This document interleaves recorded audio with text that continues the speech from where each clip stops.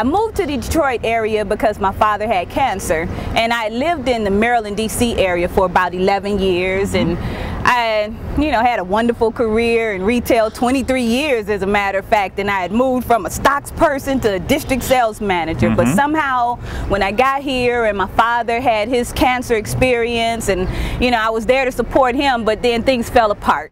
And I ended up becoming homeless, and I had to start my life all over again. Wow. And it was really kind of deep there, because I never thought I'd ever be in that particular type of situation, because I'd worked since I was 16 years old. I wasn't a slacker. I didn't mind getting out there and rolling my sleeves up and making it happen, but somehow life just took a toll on me, and it was hard for me to get back on track. So that homeless experience was really something awesome for me. It allowed me to really look at what really matters in life, And what'd you find out? Well, there's a lot of things. First of all, your health is more important than anything else. And although I was a holistic health professional, there were some things I was not doing because I thought, hey, I got it going on. I'm not obese, I don't have chronic diseases, those type of things. But if you don't get the proper nutrients and things like that, if you let stress just overwhelm you and you don't take the time to just really focus on you and your mental health and those type of things, then you can really get off track. And then your health is really your wealth. Sure. So when your health is compromised, hey, you need to start sitting down and just redirecting your thoughts so that you can get that wealth taken care of. And that's what I did during that time. And that experience, obviously, you enjoyed it so much in terms of taking care of your health that now you do a number of things in the health industry. Yes, I do.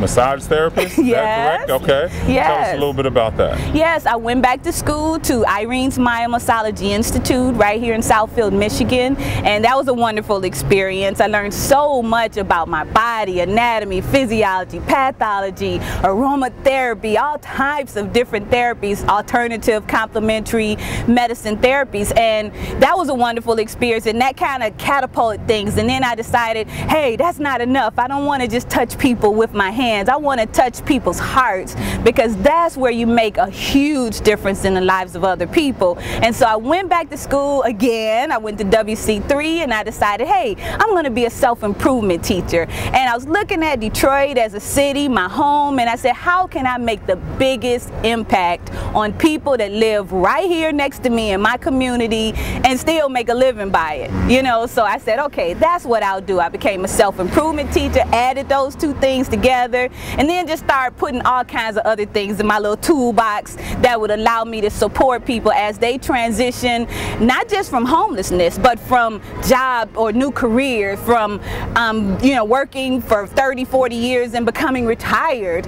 Just so many transitions that we have to experience, divorces, and just so many things. So I want to help people do that. So in terms of becoming a female entrepreneur, tell me about that whole effort and what it took for you to muster up the energy after being homeless and then deciding that, okay, school was going to be the first thing I want to do, right? But then secondarily you wanted to own your own business, and a lot of people don't think about owning their own business. They think about just getting back on even keel. Right, you're right about that, but I think I've been an entrepreneur for so long. My grandmother, she used to sell during Mother's Day those little pins, little flowers and stuff, boutonnieres and flowers and everything, and I'd help her prepare those for Sunday to take to church. She cooked. She did baked cookies. She did all kinds of stuff. She cleaned houses.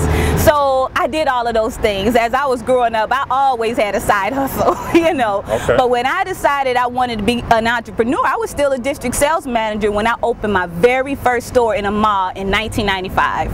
Okay. And that was wonderful for me. So I had the bug, and I knew that I had some other value that maybe everybody else wasn't really willing to tap into.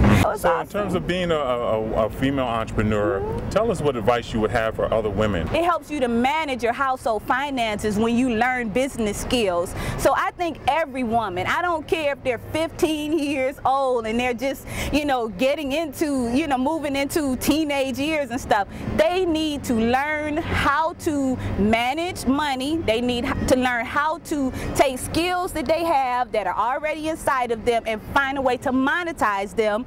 I mean, I think about social media today and so many different technologies that the youth are able to master, and the older people like me, more seasoned, it's like, okay, I'm a little bit behind, but these young folks, they can turn those technologies into businesses and become entrepreneurs at young ages. I've seen teenagers, 13 years old, with websites, and they're selling online and those type of things. Have that entrepreneurial mindset so you can be in control.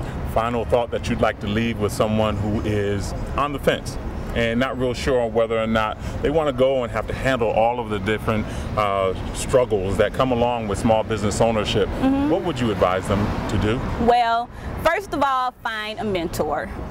That's the most important thing that any entrepreneur can do, is find someone who you see that's already shining in the field that you are thinking about being into. Okay. And if you find that person, follow them, show your support to them. I mean, tell them that you'll help them in exchange for something else or whatever. Find a way to barter, but find someone that you can learn from, getting personal experience and insight. You know, that stuff that you can only get from, you know, being close to someone. I think that's the best thing. Excellent.